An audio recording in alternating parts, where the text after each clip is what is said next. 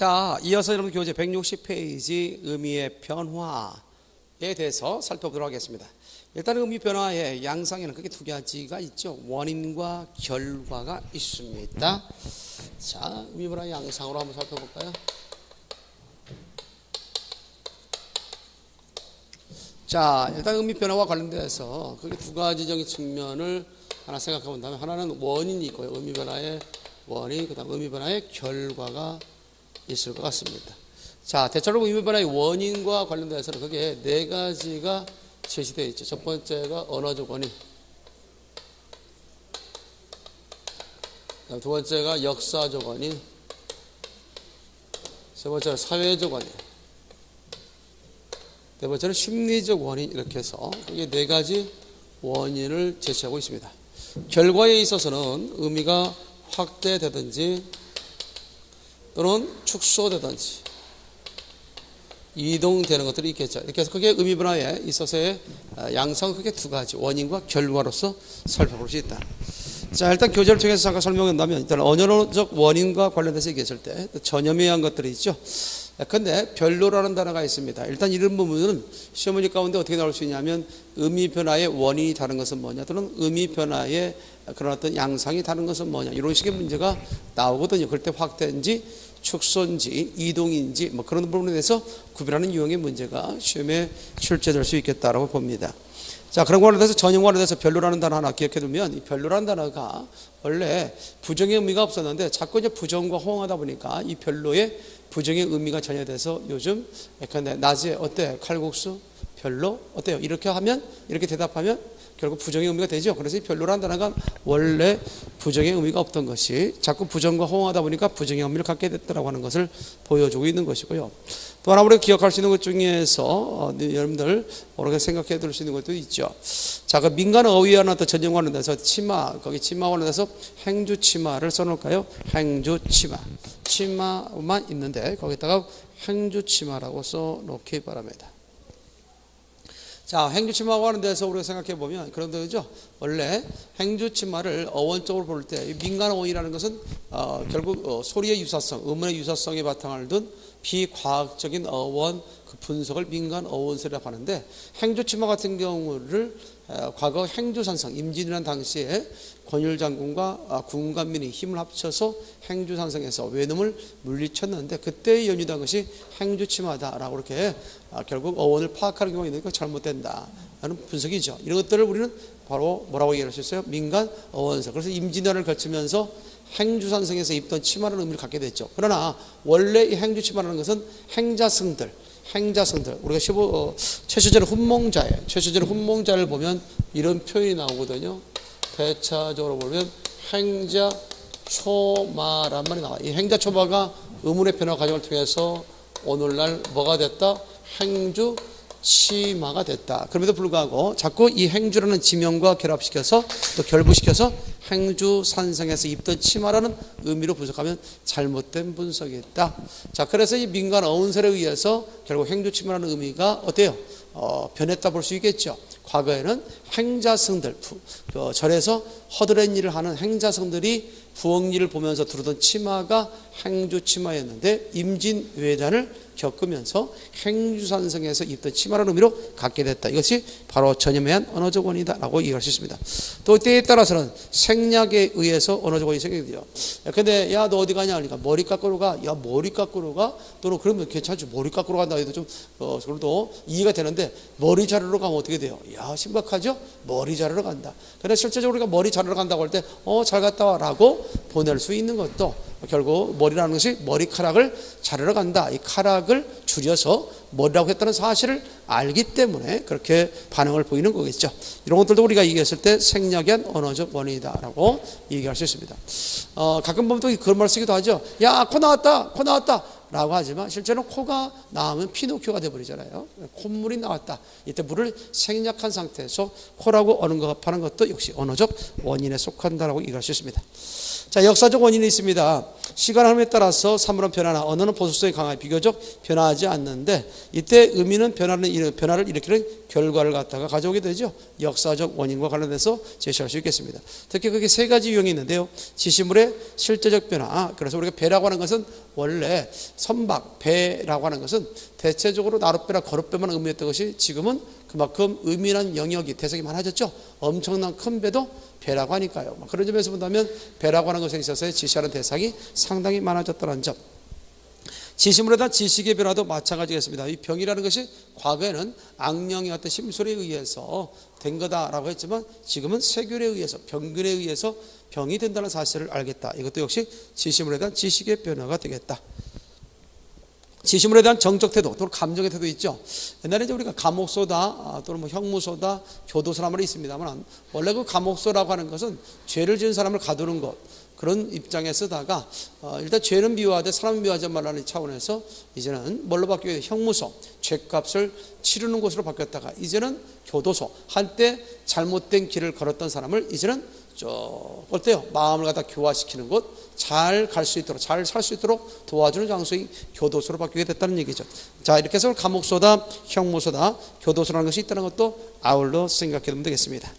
자, 또 사회적 원인이 있습니다. 사회적 원인 가운데 그게 두 가지가 있죠. 사회적 계층에 의한 변화, 사회 구조의 변화가 있는데, 그래서 우리 대장이라는 것은 원래 군대에서나 사용되던 말이 지금은 일반화돼서 저 사람이 행동대장이라는 둥, 저 사람이 골목대장이라는 둥, 이 대장이라는 말이 또 최고라는 의미로서 바뀌어서 사용되고 있음을 확인해 볼 수 있습니다. 이것이 바로 사회 계층의 변화했다는 의미의 일반화가 된 거다라고 할 수 있겠고, 의미가 특수화된 것도 있죠. 그런데 출혈이라는 말이 피가 난다는 의미였지만 특정 경제 계층에 있어서는 경제적 손실이 났다는 의미로 받아들이는 게 있겠죠. 이것이 바로 사회적 원인 가운데 의미의 특수하다라고 이렇게 얘기할 수 있습니다. 이 밖에도 사회 구조의 변화에 따라서 예를 들어서 우리가 생각해 보면, 자, 대체적으로 다음과 같은 표현이 있죠. 양반이라는 말 하나 대표적으로 예를 들어 볼까요? 양반이라는 말이 대체적으로 문반과 무반을 이르는 말이었지만 지금은 점잖은 사람을 가리킨다는 점에서 사회 구조의 변화에 따른 언어의 의미 변화를 볼 수 있겠다. 자, 심리적 원인입니다. 자주 사용되는 동안 해당 단어의 의미에 대한 인식이 변하면서 그 의미까지 변하게 되는 경우를 심리적 원인인데, 대표적으로 우리가 감정적 원인 가운데 나일론이라는 단어가 있습니다. 이 나일론이라는 단어는 대체적으로 보면 오늘날 나일론 환자, 나일론 박수라는 의미에서 가짜라는 의미로 이해될 때가 많죠. 이런 것들을 우리가 심리적 원인이라고 얘기할 수 있습니다. 그래서 나일론 참외, 나일론 박수 기억을 해 두시면 되겠고요.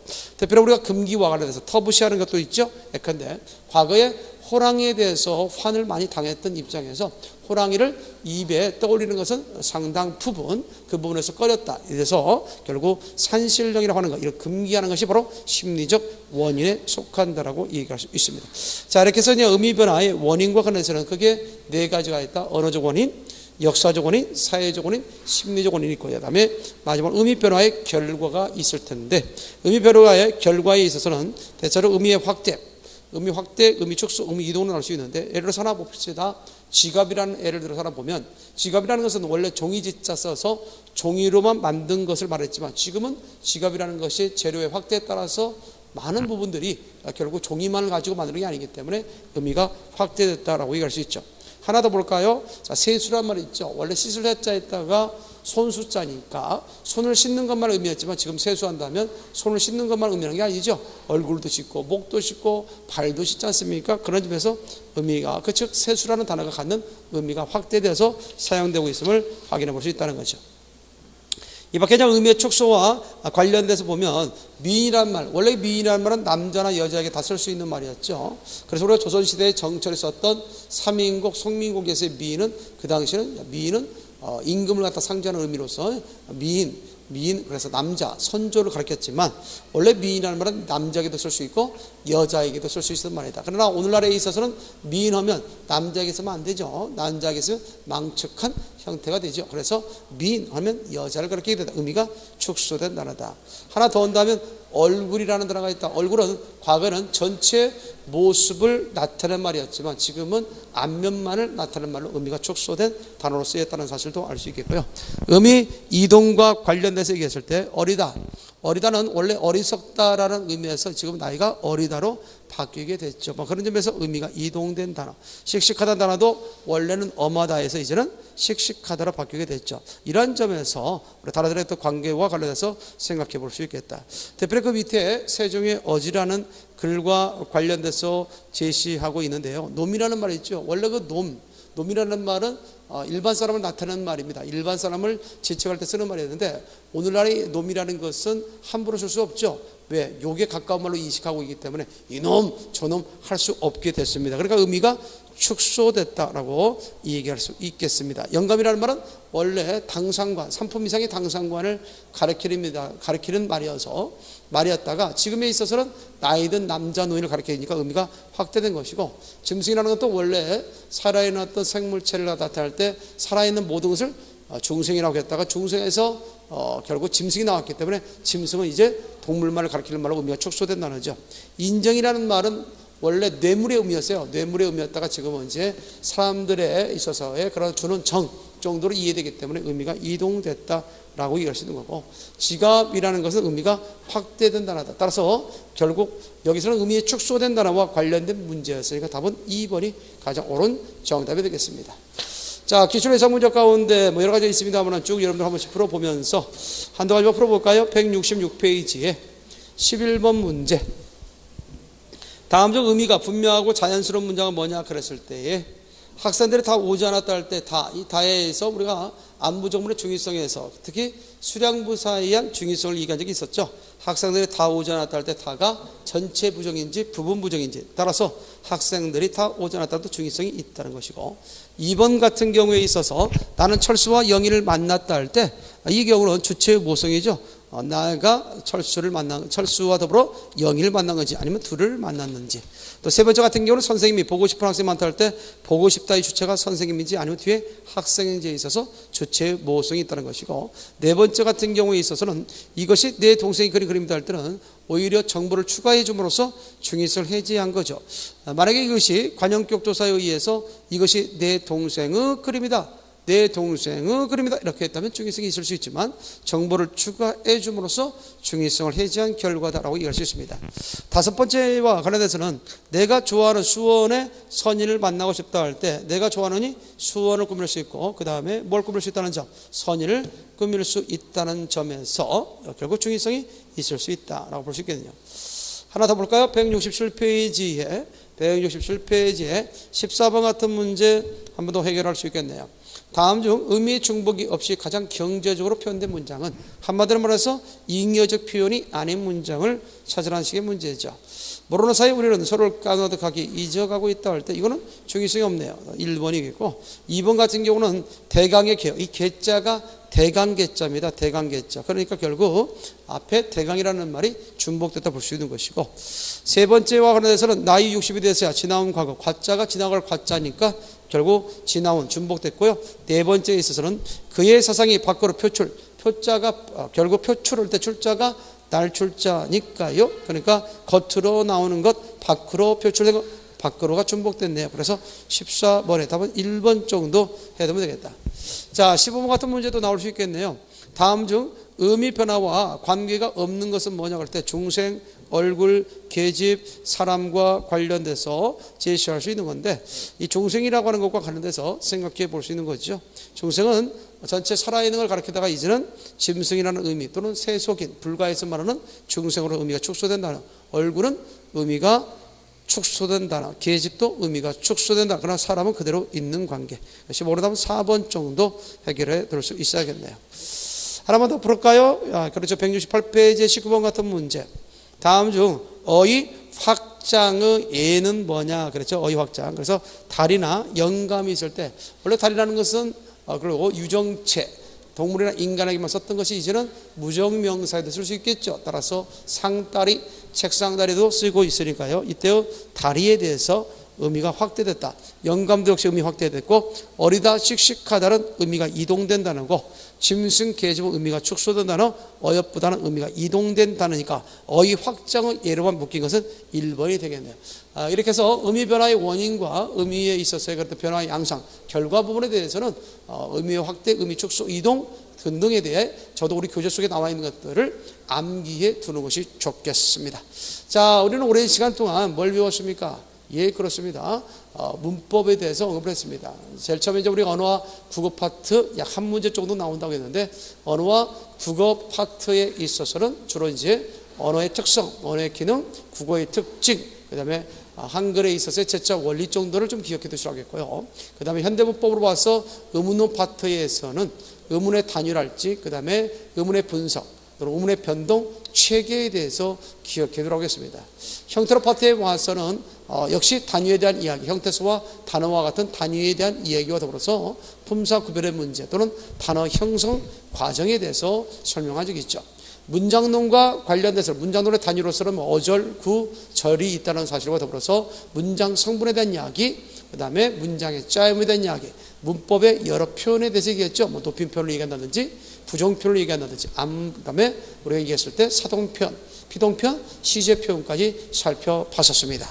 그 다음에 의미론 파트에서는 우리가 대체적으로 의미론에서는 단어들의 어떤 관계와 그 다음에 여러 의미적 표현에 대해서 생각해 봤고, 그와 더불어서 또 의미 변화의 어떤 원인과 결과까지 쭉 살펴봤습니다.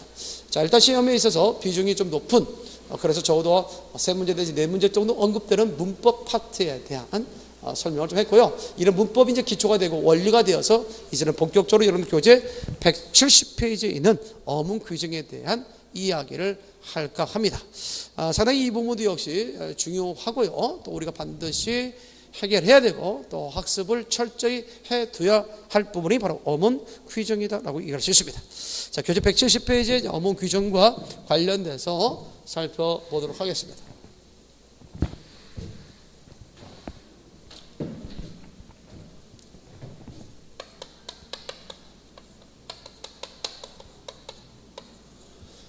자, 우리가 이제 어문 규정이라는 것은 우리가 말법에 대해서, 말과 그런 것도 이제 말법에 대해서 규정해 놓은 것이 일종의 어문 규정이다라고 할 수 있죠. 여기는 이제 우리가 대표적으로 저번에 들어갈 수 있는 것 중에 하나가 약간 순서를 좀 바꿔놨습니다만은 표준어 규정이 있다든가,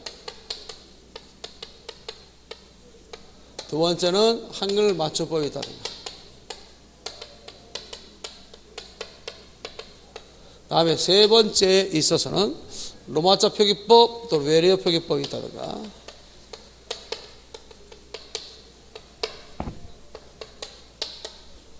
로마자 표기법이 있어.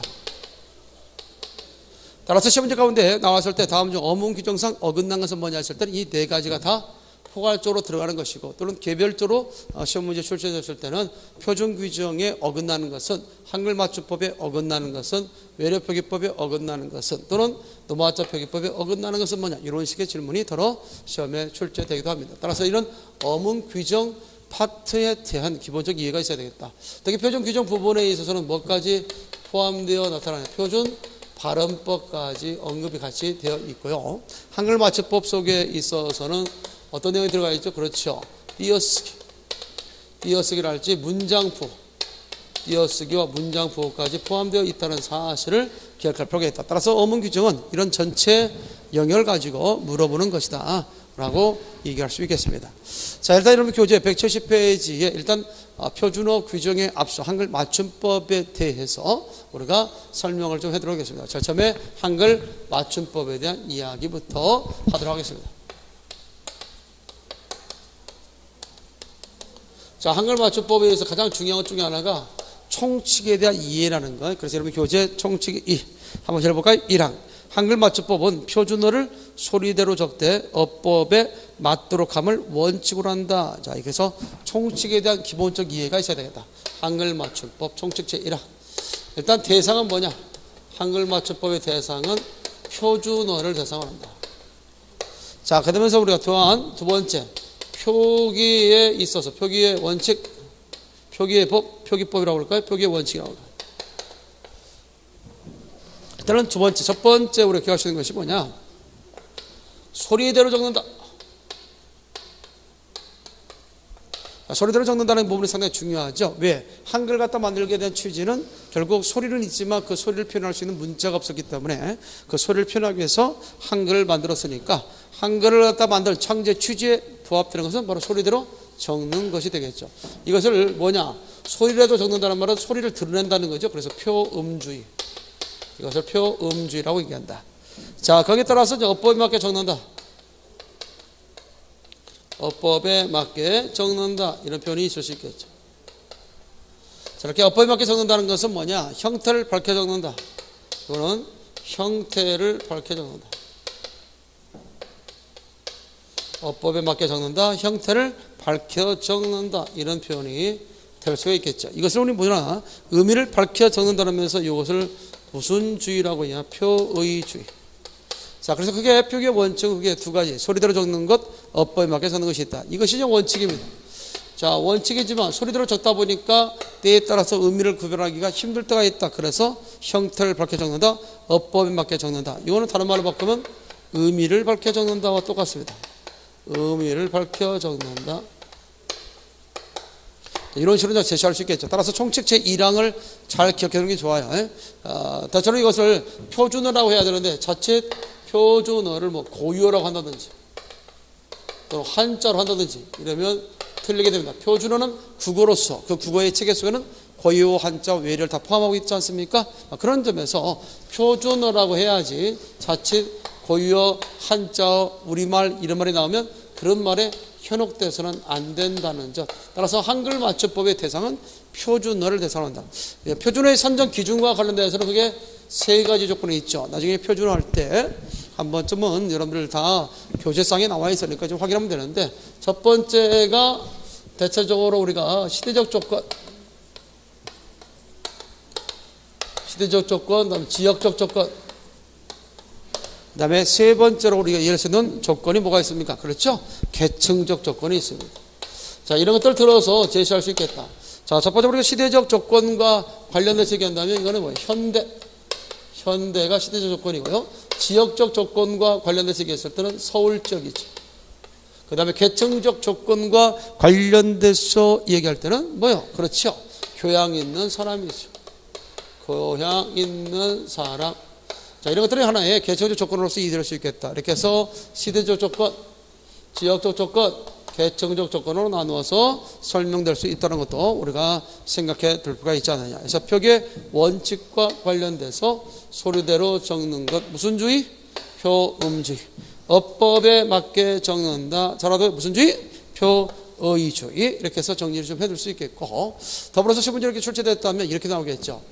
가끔 총책 제1항에 이 부분에다 밑줄 쳐놓고 다음 중 표준어가 아닌 것은 뭐냐, 또는 소리대로 적은 것이 아닌 것은 뭐냐, 어법에 맞게 적는 것 중, 즉 어법에 맞게 적지 않은 것은 뭐냐, 이런 식의 문제가 언급이 될 수 있습니다. 뭐 예를 들어서 보면 1번 강낭콩에 우리 강낭콩이 있다. 2번 의뢰가 있다. 다음은 3번과 관련돼서 우리가 제시할 수 있다면 이것들이 있겠죠. 괴팍하다, 뭐 이런 문장도 있을 수 있겠고, 그 다음에 네 번째로 제시한다면 재떨이가 있다. 다음 중 이 중에서 표준어에 해당되는 것을 찾아라, 이런 식의 문제 나왔을 때 답이 뭐라고 했습니까? 그렇죠. 4번이죠. 강낭콩은, 3번이 여기 잘못 써놨네요. 강남콩이라고. 자, 강남콩, 의뢰, 괴팍하다 반에 재떨이 넣고 밑줄 쳐놓고 표준어가 맞는 걸 찾아주시면 재떨이다. 강남콩은 강남에서 왔지만 강낭콩이 표준어라는 점이고, 의뢰는 단모마 형태에서 의뢰가 결국 발음상이 편하죠. 그래서 이것을 단모음으로 취급하고요. 단모음 된 것을 표준으로 인정하고, 백도 마찬가지다. 파구로 쓴 것을 우리가 표준으로 인정한다. 자, 이런 것들을 좀 들어서 가끔 이 표준어에 밑줄 쳐놓고 이 표준어에 해당되는 걸 찾아라 라는 식의 문제 나옵니다. 또 하나 확실히 기억해 둘 것은, 총칙 제1항에 대해서 확실히 알 것은, 한글 맞춤법은 표준어를 대상으로 소리대로 적되 어법에 맞게 적는 건데, 만약 이를 바꿔가지고 표준어를 대상으로 어법에 맞게 적되 소리대로 적는다, 이렇게 나오면 틀린다는 것도 아울러 생각해 두면 되겠습니다. 자, 소리대로 적는다, 이 부분에다 밑줄 치려고 그렇다면 문제가 어떻게 나왔을까? 자, 다음과 같이 나올 수 있겠죠. 근데 1번에 있어서 이런 식의 문제 나왔을 때 어떻게 얘기할까요? 난리다. 2번 소나기. 다음에 3번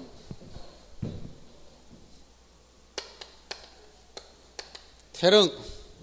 그 다음에 4번 생각할 수 있겠죠.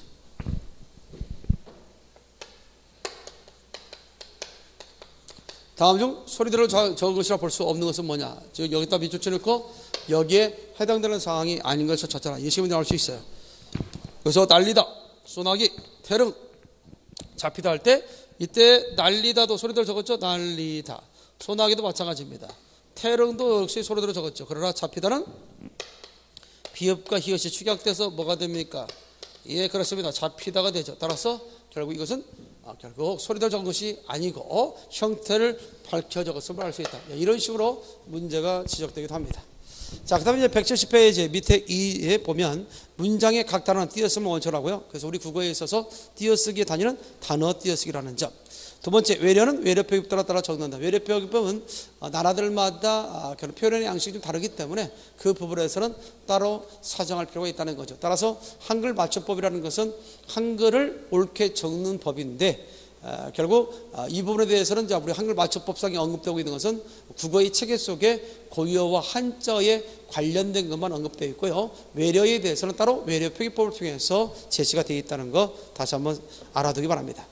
자, 이렇게 해서 알아두고요. 다음에 2장의 자모입니다. 한글 자모의 수는 20넉자로 하고 그 순서와 이름은 다음과 같다라고 되어 있죠. 특히 그 자음의 명칭과 관련돼서 주의할 것이 있다면 자음의 명칭, 기역이다, 디귿이다, 시옷이다. 그러면 이것을 우리는 기역, 디귿, 시옷 이렇게 되어 있죠. 근데 여기 따라서 우리가 획을 되었던 것이죠.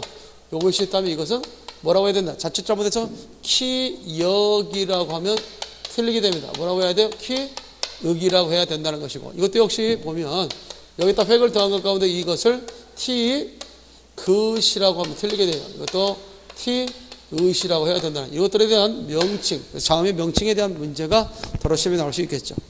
오늘날 현대 국어와 같이 자모의 명칭과 그 비엘 순서가 비슷하게 매김된 문헌이 뭐냐? 비슷하게 매김된 문헌이 뭐냐? 그러면 오늘은 앞서 한번 교재에서도 언급이 됐습니다만 최세진의 훈몽자회, 최세진의 훈몽자회가 바로 이와 같은 결국 오늘날 현대 국어에 있어서의 그런 자모의 명칭과 배열 순서와 가장 흡사하게 비슷하게 매김됐다. 최세진의 훈몽자회를 기억해 두면 되겠습니다. 자, 그러면서 그 밑에 붙임2 사전에 올릴 적에 자모의 순서 다음과 같이 정하다 있죠. 밑줄자.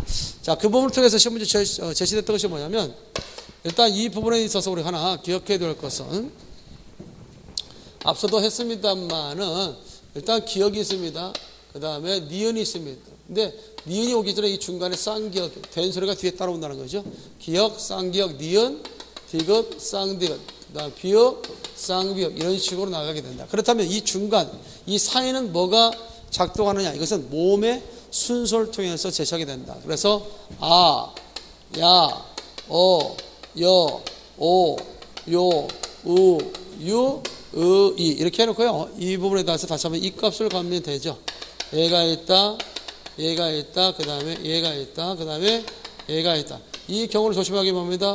와, 왜 이거 조심해야 되겠고, 그 다음에 이 부분에 대해서 조심해야 되겠죠. 왜, 위, 그 다음에 이 부분에 의, 이런 식으로 해서 순서를 갖다 매김해야 된다. 일단은 가장 중요한 것은 에서소리보다 에서소리 다음에 된소리가 온다는 것을 기억해둬야 되고, 그러한 에서소리와 된소리 사이에 이런 몸의 순서가 매김되어서 사전 속에 있어서의 그런 등재된 순서를 갖다 정할 수 있다는 거죠. 가끔 시험지 가운데 제시된 단어들 가운데 그 순서, 사전 속에 나오는 순서대로 알맞게 배열하라, 그런 식의 문제가 나오겠죠. 그래서 1번에 뭐 과수가 있다든가, 2번에 기인이 있다든가, 3번에 귀인이 있다든가, 4번에 궤도가 있다든가, 5번에 까치가 있다. 그러면 이 중에서 결국 세 번째 나오는 단어는 뭐냐? 사전 속에서 세 번째 나오는 단어는 뭐냐? 그렇게 물어봤다면 뭐야 나왔지? 첫 번째가 나와야 되겠지. 그다음 두 번째 나와야 할 단어가 뭐죠? 그렇죠? 예, 그렇습니다. 이게 두 번째 나오게 돼. 귀인이 세 번째 나오고, 기인이 네 번째 나오고, 까치가 가장 마지막에 나와야 되겠죠. 이렇게 단어들을 제창 상태에서 그 순서를 갖다 매기면 문제가 시험에 출제되기도 한다. 따라서 뭐니 해도 우리 한글 맞춤법으로 들어가기 전에 여러분들 가장 기억해야 될 것은 한글 맞춤법 총칙체, 총칙에 대해서 이해하는 것. 그래서 거기 한글 맞춤법은 표준어를 소리대로 적되 어법에 맞도록 함을 원칙으로 한다는 것. 문장의 각 단어는 띄었음을 원칙으로 한다는 것. 가끔 거기 단어 부분에 가려 열고 이 안에 들어갈 그리고 문법 단위로서 알맞는 건 뭐냐라고 할 때 단어가 들어간다는 사실, 그 다음에 외래는 외래법에 따라 적는다라고 하는 것, 이런 부분들에 대해서 머릿속에 넣어둘 필요가 있다는 겁니다. 아시겠죠? 자, 일단 우리 한글 맞춤법에 대한 총칙에 대한 이해를 했으니까요, 이제 잠시 쉬었다가 본격적으로 한글 맞춤법에 대한 주요 사항에 대해서 배워보는 시간 갖도록 하겠습니다. 잠시 후에 봐요.